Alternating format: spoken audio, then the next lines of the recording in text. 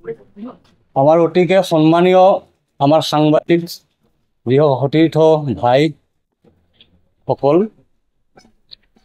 আজি 29 এপ্ৰিল 2024 চন মই সৰ্বভাৰতীয় যুৱ কংগ্ৰেছৰ সম্পাদক হিচাপে মই কাৰ্যনিৰ্বাহ কৰি আছিলোঁ।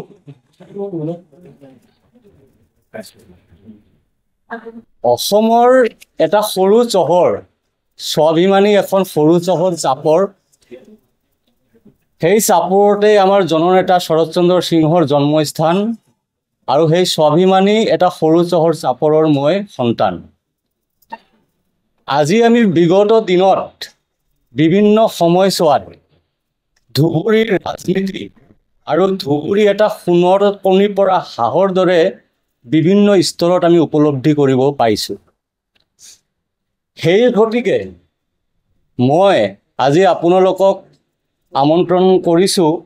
মই মোৰ আৱেগ, মই মোৰ নিজৰ অঞ্চলৰ আৰু আমাৰ ধুবুৰী লোকসভাৰ অভাগা আৰু দুৰ্ভগা জনসাধাৰণৰ যি স্বতন্ত্ৰতা হানিৰ যি অপচেষ্টা চলি আছে, সেই অপচেষ্টাৰ বিৰুদ্ধে সৰব হৈ মই আজি এক সিদ্ধান্তত উপনীত হৈছোঁ।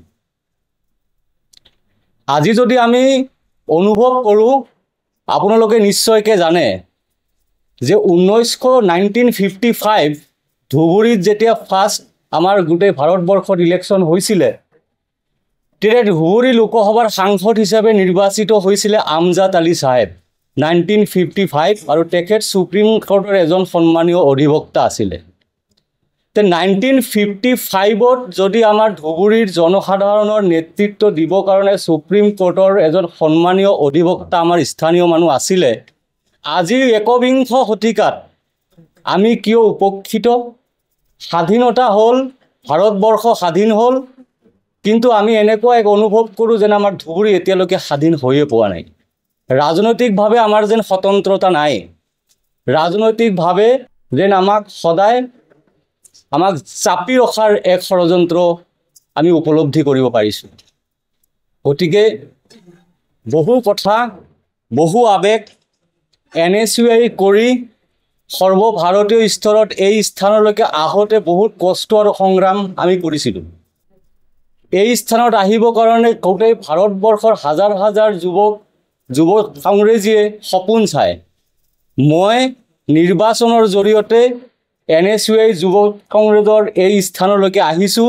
কোনো নেতাৰ, আমাৰ কংগ্ৰেছ দলৰ নেতাৰ আশীৰ্বাদত মই ইয়ালৈকে অহা নাছিলোঁ, কিন্তু তেখেতসকলৰ আশীৰ্বাদ সদায় আমাৰ প্ৰতি, মোৰ ওপৰত আছিলে। কিন্তু বিগত সময়ছোৱাত মোৰ নিজৰ জাতি আৰু নিজৰ অঞ্চলৰ কাৰণে মই আজি শ্বহীদ হ'বলৈ ওলাইছোঁ।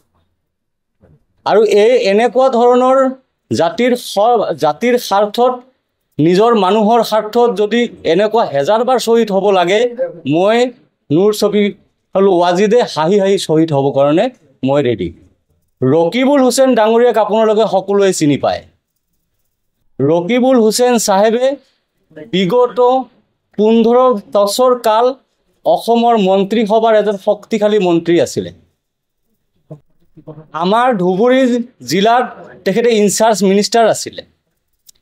ধুবুৰী জিলাৰ ৰাজনৈতিক আভ্যন্তৰীণ ভাগত তেখেতে ইণ্টাৰফেয়াৰ কৰি ডিষ্ট্ৰিক্টৰ পৰা আৰম্ভ কৰি যুৱ কংগ্ৰেছলৈকে তেখেতে আধিপত্য ৰাখিবৰ কাৰণে তেখেতে নিজৰ মানুহক নিৰ্বাচনৰ জৰিয়তে এটা স্থানলৈকে আনিছে। ৰকিবুল হুছেইন ডাঙৰীয়াৰ এই স্বৈৰাচাৰিতা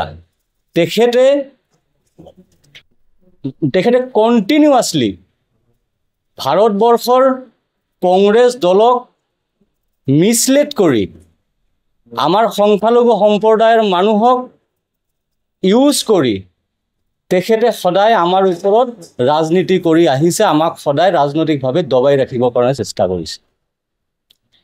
আমি যদি আপোনাক সহজ ভাষাত কওঁ, সংখ্যালঘু সম্প্ৰদায়ৰ বিভিন্ন সমস্যা কোচ ৰাজবংশী সম্প্ৰদায়ৰ বিভিন্ন সমস্যা, আমাৰ নামনি অসমৰ গোৱালপাৰা অবিভক্ত জিলাৰ বিভিন্ন সম্প্ৰদায়ৰ মানুহৰ সমস্যাক তেখেতে কেতিয়াও কিন্তু তেখেতে নিজৰ বুলি ভাবি কেতিয়াও সমস্যাবোৰ সমাধান কৰি পোৱা নাই। তেখেতে সংখ্যালঘু সম্প্ৰদায়ৰ যিবিলাক জ্বলন্ত সমস্যাৰ ভিতৰত NRC, ডি ভোটাৰ, মাটিৰ লেণ্ড ইভিকশ্যন, উচ্ছেদ, এইবিলাক সম্পৰ্কে তেখেতে কোনো স্থিতি, তেখেতৰ সবল স্থিতি আমি দেখিবলৈ পোৱা নাই। আপোনালোকে সকলোৱে জানে যে 2013 চনত লেণ্ড ৰেভিনিউৰ এটা এক্ট এমেণ্ডমেণ্ট হৈছিলে, land acquisition, rehabilitation and resettlement act 2013। সেই আইনৰ জৰিয়তে তেখেতে ফৰেষ্ট মন্ত্ৰী থাকোঁতে এই আইনখন হৈছিলে। আৰু সেই আইনখন যেতিয়া কৰিছিলে তেখেতে কিন্তু নদীভংগ মানুহৰ কাৰণে নদীভংগ মানুহৰ ছেটেলমেণ্টৰ কাৰণে কোনো ধৰণৰ ব্যৱস্থা তেখেতে কৰা নাছিলে। সেই কথা আমি সকলোৱে জানো। কিন্তু আজি তেখেতৰ মন্ত্ৰিত্ব কালত আমাৰ সংখ্যালঘু মানুহৰ বিভিন্ন জনগোষ্ঠীৰ মানুহৰ যিবিলাক আমাৰ মৌলিক অধিকাৰ, ধুবুৰী লোকসভাৰ সকলো জনগোষ্ঠীৰ মানুহৰ যিবিলাক মৌলিক অধিকাৰ তেখেতে কেতিয়াও মাত মাতা আমি দেখিবলৈ পোৱা নাই। কিন্তু আজি তেখেতে কিন্তু ধুবুৰীৰ ৰাজনীতিত সোণৰ খনিৰ হাঁহৰ সন্ধানত তেখেতে কিন্তু ধুবুৰীত কিন্তু এতিয়া ৰাজনীতি কৰিছে। আৰু আমাৰ নিচিনা সাধাৰণ যিসকলে মানে আমাৰ কৰ্মী আছে, এই কংগ্ৰেছৰ ইমান এটা আমাৰ ই ক্ৰিটিকেল সময়ত আমাৰ নিচিনা কৰ্মীক যদি অৱহেলিত কৰে, বঞ্চিত ৰাখে, ছেপাৰেট কৰি ৰাখে, আইচলেট কৰে, আমাক যদি দল এৰিবৰ কাৰণে বাধ্য কৰে, ইম্প'জ কৰে, তেতিয়াহ'লে নিশ্চয়কৈ দলৰ যেতিয়া ভাল দিন আহিব তেতিয়া সাধাৰণ কৰ্মীসকলৰ অৱস্থা কি হ'ব? আপোনালোকে সৰ্বস্তৰে আপুনি খবৰ লৈ চাব পাৰে, ৰকিবুল হুছেইনক ধুবুৰী লোকসভাৰ কংগ্ৰেছীসকলে ভয় কৰে, কিন্তু তেখেতক কিন্তু সন্মান নকৰে। এতিয়া কংগ্ৰেছৰ এই সময়ত আমি দাবী জনাইছিলোঁ যে আমাৰ স্থানীয় এজন কেণ্ডিডেট হ'ব লাগে। আমি দাবী জনাই আহিছিলোঁ যে ধুবুৰীৰ সমস্যাৰ হৈ মাত মাতা ধুবুৰীৰ সন্তান এজনক ধুবুৰী লোকসভাৰ সাংসদ হিচাপে দিব লাগে। কিন্তু আমাৰ সেই আশাবোৰ বাৰু সফল হোৱা নাই। বিভিন্ন পাকচক্ৰত, বিভিন্ন ৰাজনৈতিক ষড়যন্ত্ৰৰ জৰিয়তে তেখেতে নিজে ইচ্ছাকৃতভাৱেই সকলো নাটক ৰচি নিজে কেণ্ডিডেটটো হৈ এতিয়া আমাৰ যিসকল কৰ্মী সততাৰে কংগ্ৰেছ দলৰ লগত থাকে সেইসকলক তেখেতে অৱহেলা তেখেত কৰে আৰু তেখেতসকলক ছাইড কৰি ৰাখে। যিসকল মানুহ তেখেতৰ কথাৰ ইচাৰাত চলে, তেখেতৰ অন্ধভক্ত যিসকল আছে, তেখেতসকলক লৈ তেখেতসকলে মাথোন আপোনাৰ চিণ্ডিকেটৰ ৰাজনীতি, কংগ্ৰেছ দলত এটা তেখেতৰ হিউজ চিণ্ডিকেট আছে, সেই চিণ্ডিকেটটো চলাই আছে। গতিকে আমাৰ যিখিনি স্বাভিমানী, আমি যিখিনি ধুবুৰীৰ জনসাধাৰণ, ধুবুৰীৰ স্বাভিমান যাৰ অন্তৰত আছে, যাৰ অন্তৰত ধুবুৰীৰ জনসাধাৰণৰ জ্বলন্ত সমস্যাবোৰ যাৰ আৱেগত উপলব্ধি কৰে, সেইসকল মানুহে কিন্তু ৰকিবুল হুছেইনৰ লগত নাথাকিব। আজি কংগ্ৰেছ দলৰ স্থিতি শোচনীয় হোৱাৰ কাৰণে তেখেতে অখিল গগৈক লৈ কেনে ধুবুৰীলৈ কৈছে। তেখেতে আমাৰ AJPৰ সভাপতি ডাঙৰীয়াকৰ তেখেতে আমাৰ তাতে ধুবুৰীলৈ লৈ গৈছে। কিন্তু আজি যদি আমি চাবলৈ যাওঁ, গুৱাহাটীত নিৰ্বাচন আছে আৰু বেলেগ সমষ্টিসমূহত নিৰ্বাচন আছে। আমাৰ তাতে 27 লাখ ভোটৰ এটা বৃহৎ সমষ্টিত, য'ত সংখ্যালঘু সম্প্ৰদায়ৰ ভোট অলমষ্ট 90%ৰ ওপৰত, তাতে ৰকিবুল হুছেইন ডাঙৰীয়া নিজে হাৰিব বুলি উমান পাই অখিল গগৈ আৰু AJPৰ সভাপতি ডাঙৰীয়াক ধুবুৰীলৈ লৈ গৈছে আৰু তেখেতসকলক অইন সমষ্টিলৈ আহিব দিব তেখেত খোজা নাই যেন আমাৰ অনুভৱ হৈছে। সেইটো তেখেতৰ বাৰু ব্যক্তিগত কথা, কিন্তু কথাটো হ'ল তেখেতে নিজৰ স্বাৰ্থটোৱে মানে তেখেতে মাথো চিন্তা কৰে। তেখেতৰ নিজৰ স্বাৰ্থৰ বাহিৰে তেখেতে কেতিয়াও ধুবুৰীৰ কংগ্ৰেছৰ স্বাৰ্থত কেতিয়াও কাম তেখেত কৰা নাই। আৰু ধুবুৰীত যিসকল ব্যক্তি ধুবুৰীত তেখেতৰ লগত আছে, আপোনালোকে খবৰ লৈ চাওক, জিলা কংগ্ৰেছৰ যোনজন সভাপতি আছে, তেখেতে 2016 চনৰ নিৰ্বাচনত চিকিউৰিটি মানি ফৰফিট হৈছিলে। আৰু তেখেত আজি জিলা কংগ্ৰেছৰ এই কাৰণে সভাপতি হৈছে কাৰণ তেখেতে ৰকিবুল হুছেইনৰ অন্ধভক্ত। এনেকুৱা বহুত মানুহ আছে ধুবুৰীত যিসকল কংগ্ৰেছৰ সৎ আৰু কংগ্ৰেছৰ অত্যন্ত শক্তিশালী, মানে আপোনাৰ শক্তিশালী যিসকল আমাৰ কণ্ঠ আছে, সেইসকলক ৰকিবুল হুছেইনে কিন্তু কেতিয়াও আগবাঢ়িব দিয়া নাই। প্ৰত্যেকটো সমষ্টিত 4জন 5জন 6জনকৈ তেখেতে MLA কেণ্ডিডেটৰ 2026 চনৰ সপোন দেখুৱাই তেখেতসকলক দি নিৰ্বাচনটো চলাই আছে। তেখেতে এনেকুৱা ধৰণৰ ৰাজনীতি কৰিছে। আমি যিসকল আমাৰ কংগ্ৰেছৰ ছিনিয়ৰ মানুহ আছে তেখেতসকলে অন্তৰত যদিও তেখেতসকলে ৰকিবুল হুছেইন ডাঙৰীয়াক ভাল পাওক নাপাওক কিন্তু তেখেতসকলে কিন্তু আজি তেখেতৰ লগত ইফাল সিফাল যাবলৈ বাধ্য হৈছে।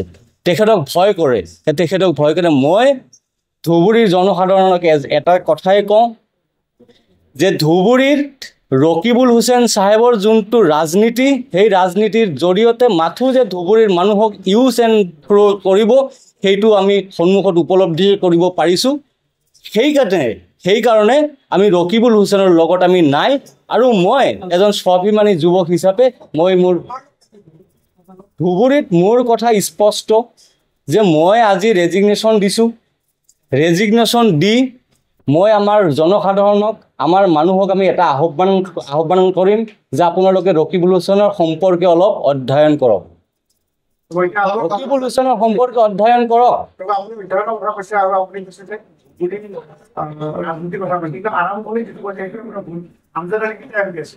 Amjad Ali sir first MP 1955।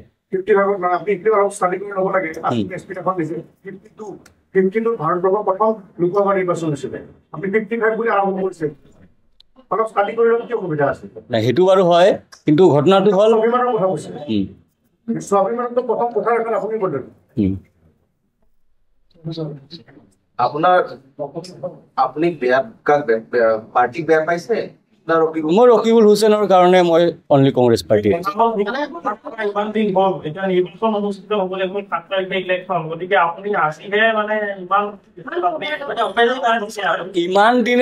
ইমান দিনে মোৰ ফোন শুনক, মই কথাটো অলপমান কৈ লওঁ। নিৰ্বাচন এতিয়ালৈকে 7 তাৰিখত আমাৰ নিৰ্বাচন আছে, আজি 29 তাৰিখ।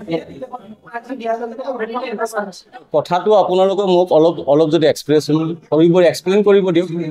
মই চাওক, মই ৰকিবুল হুছেইন ডাঙৰীয়াৰ কেণ্ডিডেটছৰক লৈ মই আজি নহয়, টিকেট এনাউন্সমেণ্ট হোৱাৰ আগতো মই লিখিতভাৱে ৰাহুল গান্ধী, সোনিয়া গান্ধীক মই ৰিটেন কমপ্লেইন কৰিছিলোঁ।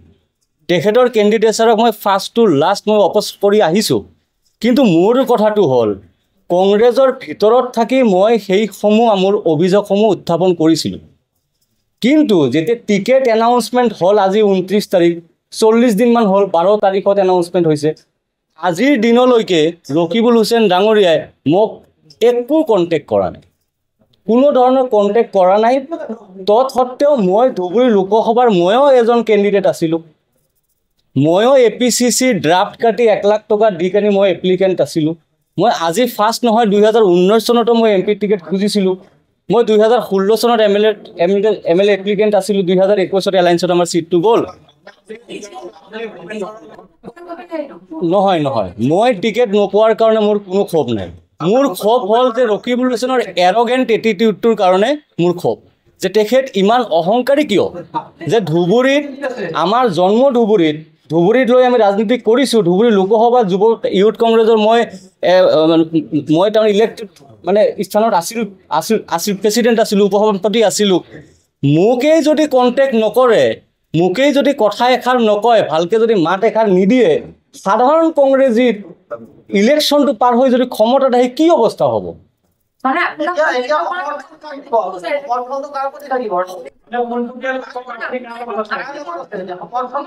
মই কথাটো নাই, শুনক, মই কোনো ধৰণৰ আজিৰ ডেটত আপোনালোকক এটা স্পষ্টকৈ কওঁ, ৰকিবুল হুছেইন ডাঙৰীয়াক মই যদি সমৰ্থন নকৰোঁ, তো মই ভোট ৰাইজক কাক দিবলৈ কওঁ?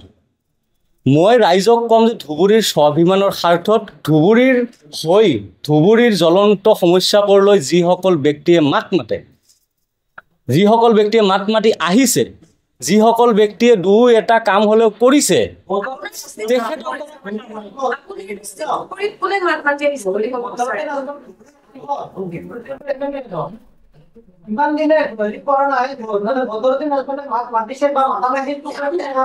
সাংসদ এজনে কেতিয়াও ইনফ্ৰাষ্ট্ৰাকচাৰ ডেভেলপমেণ্টৰ কাম নকৰে। সাংসদ এজনৰ কাম সেইটো নহয়। আমাৰ অভিযোগটো হ'ল তেখেত ইনচাৰ্জ মন্ত্ৰী, আৰু অসমৰ মন্ত্ৰীসভাত 15 বছৰ কাল কেবিনেট মন্ত্ৰী থাকোঁতে land acquisition rehabilitation and resettlement act 2013 in place of land acquisition act 1894 সেই সময়ত তেখেতে যোনটো পদত আছিলে ফৰেষ্ট মিনিষ্টাৰ আছিলে তেখেত ফৰেষ্ট মিনিষ্টাৰ আছিলে ফৰেষ্ট মন্ত্ৰী তেখেত মাইনৰিটি সেইটো নহয় তেখেতে মাইনৰিটিৰ আজি যিটো হৰ্তা তেখেতে সৰ্বেসৰ্বা তেখেতে অসমৰ মাইনৰিটিৰ হৰ্তা তেখেতে মাইনৰিটিৰ অসমৰ কংগ্ৰেছৰ তেখেত সৰ্বেসৰ্বা যদি মাইনৰিটিৰ সৰ্বেসৰ্বা মাইনৰিটিৰ হৈ তেখেত কেতিয়া মাত মাতিছে এছেম্বলিত কেতিয়া মাত মাতিছে এছেম্বলিত শুক্ৰবাৰৰ নামাজৰ কাৰণে যোনটো টাইম এলটেড আছিলে সেই টাইমটো এতিয়া হয়তো নাই সেই সম্পৰ্কে তেখেত কেতিয়াবা মাত মাতিছেনে তেখেতে সংখ্যালঘুৰ ইমান ডাঙৰ নেতা বহুত কথা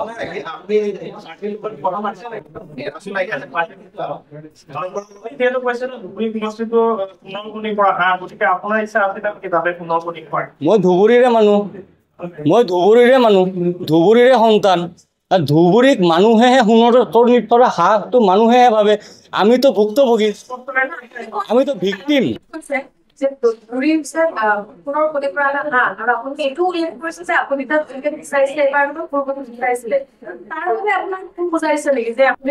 মই টিকেট নোপোৱাৰ কাৰণে মই কেতিয়াও সুখ উজাৰ নকৰোঁ আৰু মই আগতেও নাই কৰা আজিও নকৰোঁ মই টিকেট মই নাপাবই পাৰোঁ কংগ্ৰেছ দলৰ হাইকমাণ্ডে তেখেত মোক টিকেট নিদিব পাৰে মোৰ কথাটো হ'ল 40 দিনত মোৰ দৰে এজন সাধাৰণ কৰ্মীৰ যদি খবৰ নলয় মই অভিমান থাকিবই পাৰে মোৰ তেখেতৰ ওপৰত মোৰ খং থাকিবই পাৰে তেখেতৰ ওপৰত মোৰ অভিযোগ থাকিবই পাৰে কিন্তু তেখেতৰ ধুবুৰীত গৈ ধুবুৰীৰ সন্তান হিচাপে মোৰ ওচৰত মোক এটা মাত দিয়া ভালকে মাত মাতাৰ তেখেতৰ এইটো কৰ্তব্য আছিল নে নাই এটা আপুনি কওক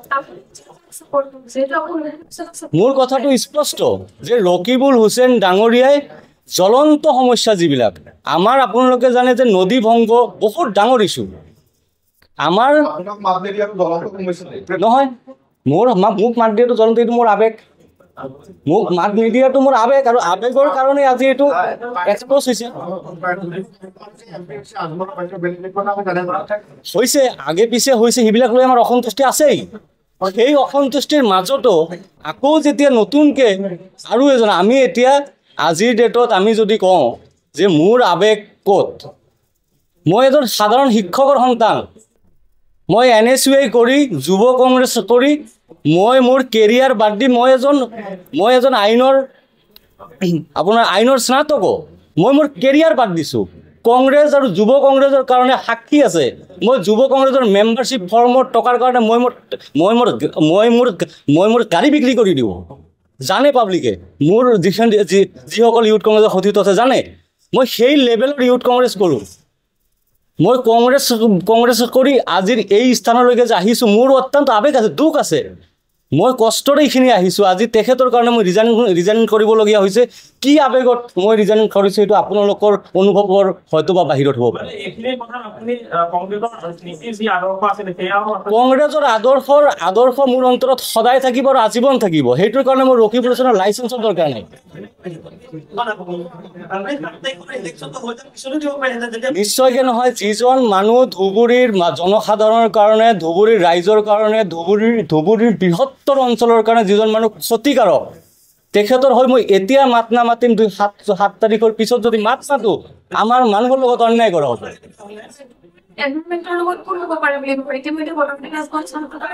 চাওক মই আপোনালোকক চিম্পল প্ৰশ্ন এটা কৰোঁ UDF দলক আমি সমালোচনা কৰোঁ ৰকিবুল হুছেইন ডাঙৰীয়া UDF দলক সমালোচনা কৰে আপোনালোকক মই প্ৰশ্ন কৰোঁ যে UDF দলৰ জন্ম কিহৰ কাৰণে হৈছে সংখ্যালঘু মানুহতো কংগ্ৰেছী আছিলে আজিৰ ডেটতো যিসকল মানুহ UDFত সিহঁতেও কংগ্ৰেছী কিন্তু কিহৰ কাৰণে UDF দলৰ জন্ম হৈছিলে এক মিনিট UDF দলৰ জন্ম এই কাৰণেই হৈছিলে যে কংগ্ৰেছ দলৰ সংখ্যালঘু বহুত নেতাৰ ফেইলিয়াৰ সংখ্যালঘুৰ হৈ মাত নমতা সংখ্যালঘুক উপেক্ষা কৰা বঞ্চনা সেইটোৰ ৰিফ্লেকশ্যনত কিন্তু UDF দলৰ জন্ম হৈছিলে গতিকে UDF দলৰ যেতিয়া জন্ম হ'ব কংগ্ৰেছে সংখ্যালঘুৰ সমস্যাবোৰ সমাধান যদি কৰি দিয়ে UDF দল এনেই শেষ হৈ যাব কিন্তু মানুহক সমস্যা সমাধান নকৰি মানুহক ক'ব যে UDFক ভোট নিদিবা, অমুকক ভোট নিদিবা, তমুকক ভোট নিদিবা, সেইটো কৈ এবাৰ ভোট ইফালে এবাৰ ভোট ইফালে।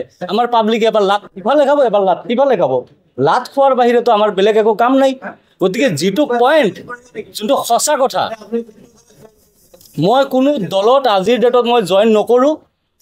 মই মোৰ অন্তৰ, মোৰ আদৰ্শ, মোৰ সত্তা, মোৰ তেজত সদায় কংগ্ৰেছী আছে।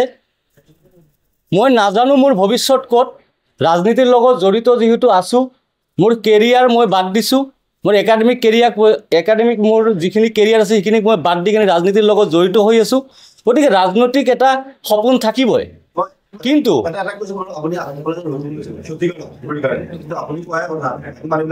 চাওক, আমাৰ জনসাধাৰণ যদি ৰাজনৈতিকভাৱে বহুত সচেতন হ'লেহেঁতেন তেতিয়াহ'লে নিশ্চয়কৈ ধুবুৰীত স্বাধীনতা কালৰ পৰা আজিলৈকে আমাৰ নামনি অসমত কিমানবাৰ বাহিৰা মানুহ MP হৈছে আমাৰ ওচৰত হিচাপটো আছে।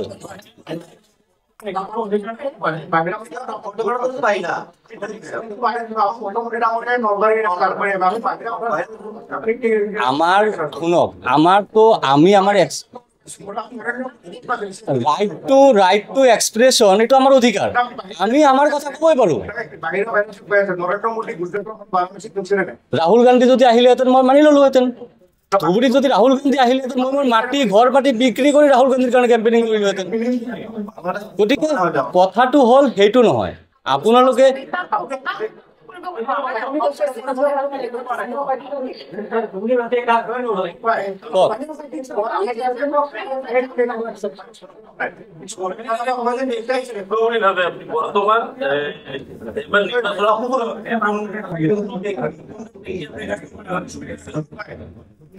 মই এটাকে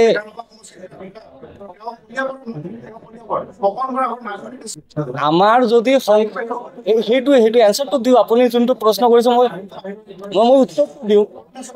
আচ্ছা শুনক, মই এতিয়া কথাটো হ'ল, কোনোবা এজন অসমৰ মানুহ নাগালেণ্ডতো MP ইলেকশ্যন খেলিবৰ কাৰণে সাহস নাপাব।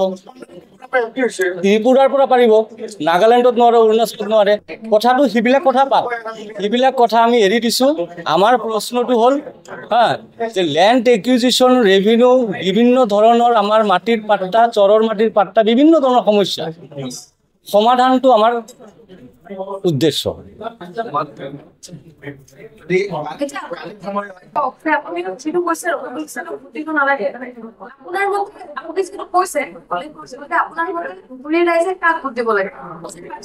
ধুবুৰীৰ ৰাইজৰ সন্মুখত মই ছবিটো দাঙি ধৰিছোঁ।